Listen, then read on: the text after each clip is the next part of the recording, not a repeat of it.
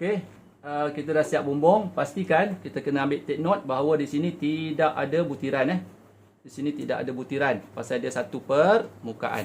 Kalau kita bincangkan gambar rajah kita macam dulu cikgu dah terang. Jadi di sini kita punya cerun air turun. Dia adalah satu permukaan di sini. Satu permukaan. Termasuklah di bahagian sini. Termasuklah di depan ni. Tapi jangan padamlah. Nipiskan pasal dalam unjuran. So kat sini pun sama. Okey, kat sama cerun air turun. Tapi berbeza di sini cerun air turun kita ada di depan pasal dia limas. Dan kat sini cerun air turun untuk bahagian sisi belah dalam ni. Okey ya. Jadi inilah bentuk dia untuk pemahaman awak. Tengok balik daripada awal macam mana cikgu guna kaedah. Macam itulah seterusnya. Kalau ada tambahan di sini ke, awak nak tambah di sini ke, tak kisah. Jadi kaedah dia yang sama.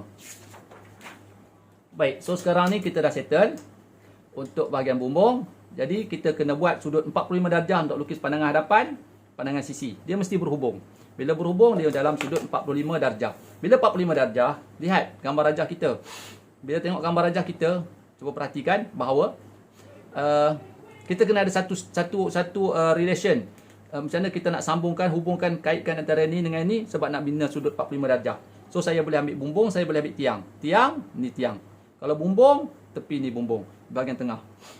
Okey, so sekarang saya ambil bumbung Saya ambil bumbung. Ataupun saya ambil tiang okeylah. Tiang pun boleh, bumbung pun boleh. So saya nak ambil tiang. Bila saya ambil tiang, di bahagian luar saya ambil tiang, saya akan jatuh di bahagian luar. Ada nak ambil dinding pun boleh. Ambil dinding. So dinding dia kat sini. Kalau dinding yang ini. Okey. Jadi apa kita bina? Kita bina sudut 45 darjah. Okey. Dah siap 45 darjah kita. Dan seterusnya kita nak tarik ke bawah. Kita nak tarik ke bawah. Bila tarik ke bawah, pertama sekali awak mesti ada basement tapak lantai awak. Ni lantai kita. Okey, lantai. Okey, jangan sentuh Mesti ada satu ketebalan slab. Ketebalan lantai. So biasanya ketebalan lantai ni ialah lantai biasanya berapa lantai? Untuk lantai 1.5 mm. Biasanya sini adalah 1.5 mm ketebalan dia. Kalau kita guna skala 1/100, 1/100. So kat sini dia tak bagi tahulah, nanti dalam kerja kursus awak dia akan suruh buat 1/100 biasanya. Okey, kat sini ada slab lantai. Lepas tu kita ada aras bumbung. Aras bumbung kita punya tumpu kasau. Tumpu kasau kita pun ada satu juga ketebalan. Penutup frame.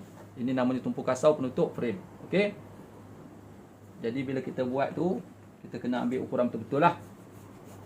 Cikgu padam balik. Masalah saya tak boleh nak tengok secara tepat sebab nanti menghadang kamera. Okey. Okey ya. Jadi kita bawa tarik daripada atas untuk bumbung awak. So bila bumbung kita tentulah tengah-tengah longkang ni. Tengah longkang ni itu bumbung. Okey, pastikan tarik betul, rapat tepi, okey. So kat sini pun sama.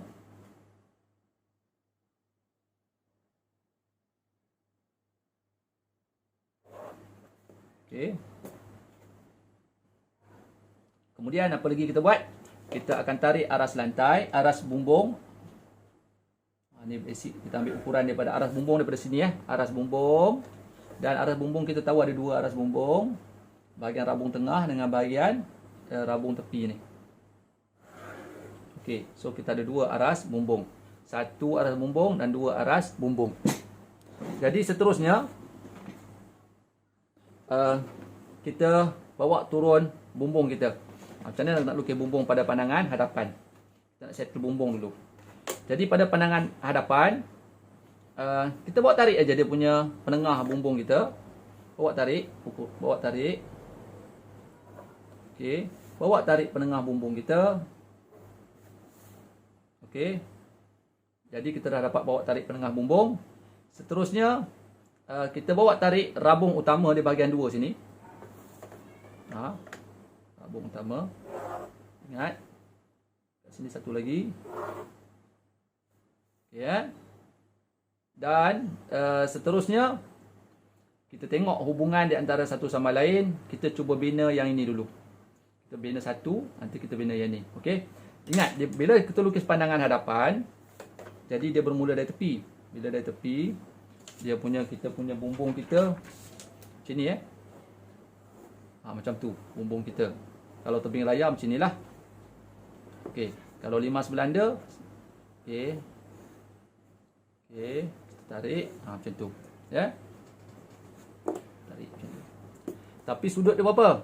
Sudut dia ialah 30 darjah. Sudut dia 30 darjah. Jadi daripada bucu sini kita simpan kita punya pembaris kita yang 60 darjah, kita nak keluar 30 darjah. So sekarang pakai 30 darjah. Tadi sudah simpan 45 darjah punya. Okey. Nampak tepat cikgu dapat. Cikgu pakai pensel HB, salah UH. Nanti baru kita hitamkan. Takut salah. Okey, 30 darjah. Kemudian apa yang kita dapat? Nah, kita tarik sini pula 30 darjah. Daripada center tengah kita tarik sini 30 darjah. Sama juga daripada center tengah kita akan tarik juga 30 darjah untuk yang belah kiri. Dia nak tepat ni. Kalau tak tengok betul-betul nanti lari, tak rapat betul-betul pun lari. Okey, cikgu dapat. Alhamdulillah. Okey, cikgu dapat. Okey. So disebab ini limas. Jadi kalau limas bentuk di sana. Okey. Inilah. Kita ada satu tumpu kasau frame dia. Penutup frame bumbung. Tapi kalau limas Belanda tak boleh lah. Limas Belanda kena okey, daripada bawah naik macam ni. Limas Belanda pula. Tebing layar. Ni tebing layar kita. Apa cikgu ni? Okey.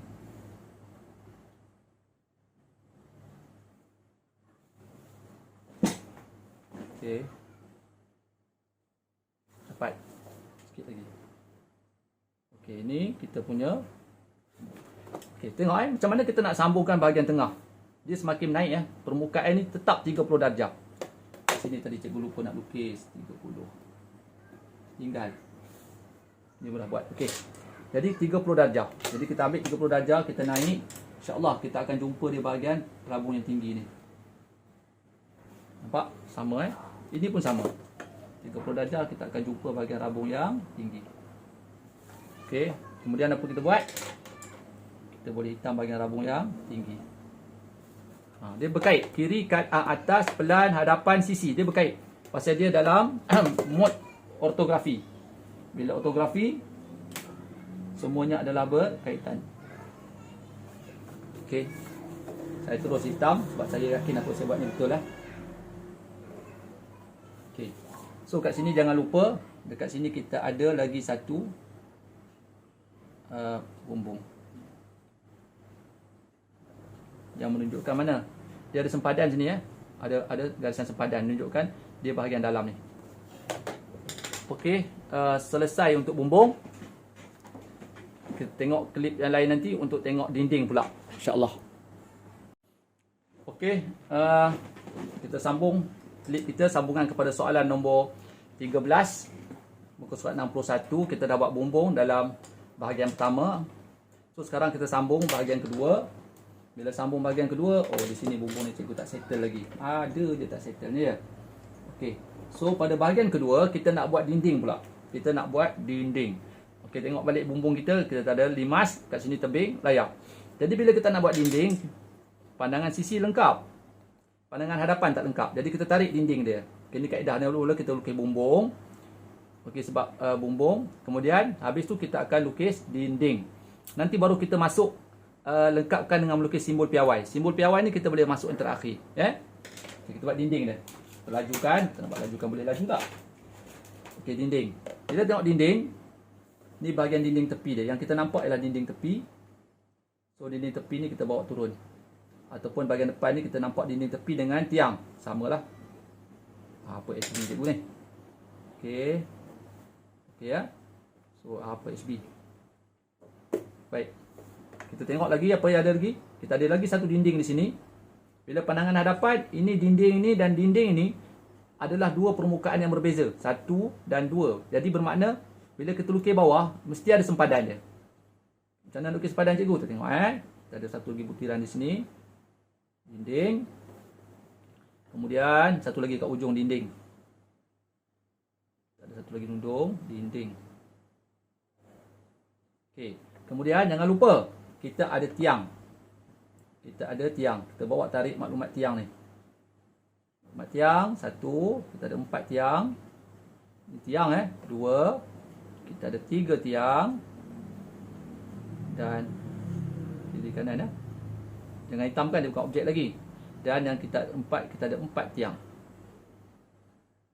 So kita ada 4 tiang. Jadi macam mana dinding dia cikgu? Okey. So kita ada 1 dinding, 2, 3. 1, 2, 3 saja yang perlu dibutirkan. Jadi sebab ini adalah tebing layar, jadi dinding ni sampai ke atas. Sebelum tu kita kena buat slab dulu tapak bawah ni. Kita kena hitamkan slab kita. Okey, cikgu dah hitamkan bahagian lantai bawah dia. Jadi bahagian lantai bawah dia dah hitam. Sekarang kita nak hitamkan bumbung dia punya dinding. Jadi bila hitam dinding, saya sebut sekali lagi, kita ada 1 di sini.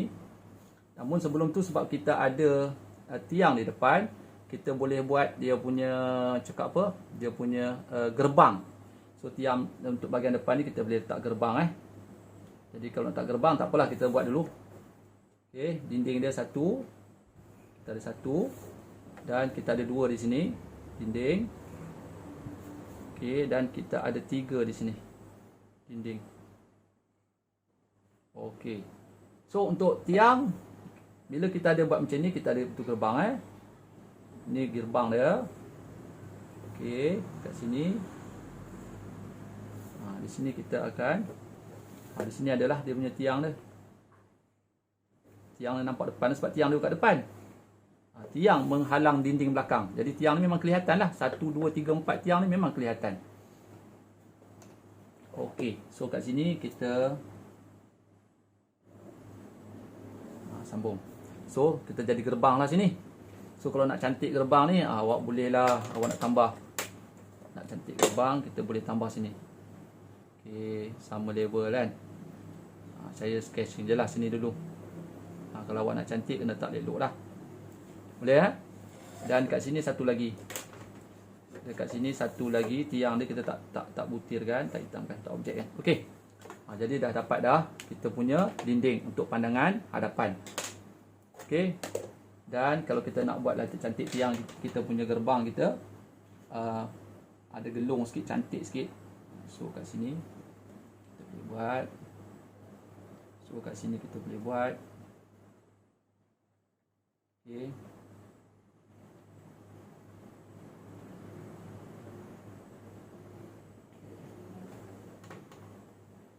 Okey. Sebab ringkas je lah. So bila ada benda ni, maknanya tak adalah dalam ni. So bahagian dalam ni tidak adalah yang butiran dinding kat bahagian dalam ni tak ada. Okey. Tapi sebab saya buat last kan, patutnya awal-awal tadi saya dah buat. Kita tak apalah, sekurang-kurangnya awak tahu masuk dalam ni ni, bahagian dalam ni. Ni dekat dalam petak ni. Petak ni boleh buat besar sikit. Okey. Siap untuk dinding kita. Klip akan datang, kita cuba lukis pula dia punya butiran simbol piawai. Butiran simbol piawai, insya-Allah.